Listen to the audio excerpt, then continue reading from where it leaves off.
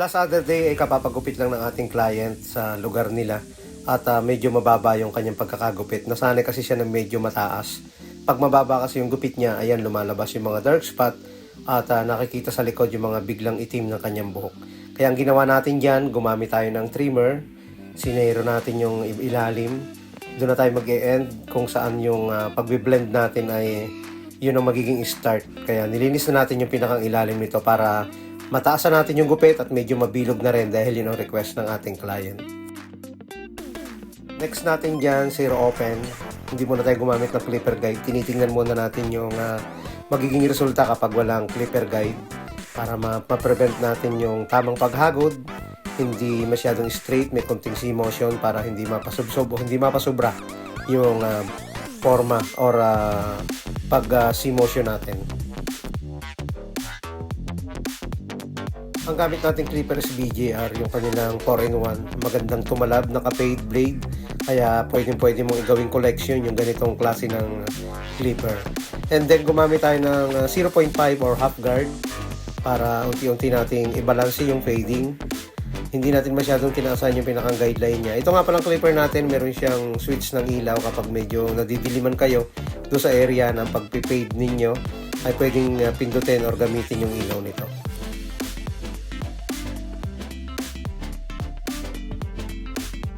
Magbubura na tayo ng lines, zero close. Tatanggalin natin yung pinakang lines niya. Ganito yung kadalasang ipinapagupit ng ating client para yung mga dark spot sa may likod ay hindi masyadong makita. Saka nasanay siya ng mataas na pagkakagupit. Saka yung walang kanto, yung medyo pabilog. Andyan pa rin yung mga ganong hairstyle. At bumabagay naman sa shape ng kanyang mukha, yung ganitong klase ng sukat ng gupit na gusto niya.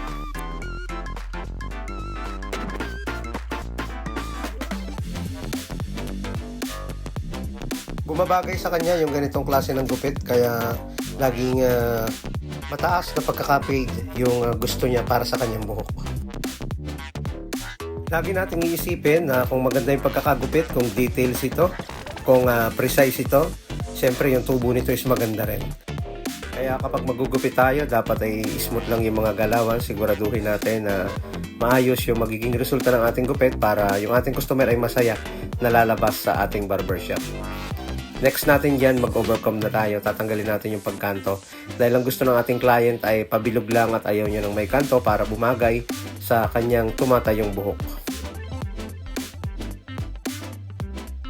Maraming salamat sa ating mga followers, mga nagko-comment, mga nagsishare ng ating video. Thank you so much for the support. Saka sa mga beginner barbers, sana ay nakakatulong tayo at nakakabigay tayo ng mga simpleng idea kung paano tayo gumagawa ng gupit sa mga laging ipinapagupit na mga customer para sa atin.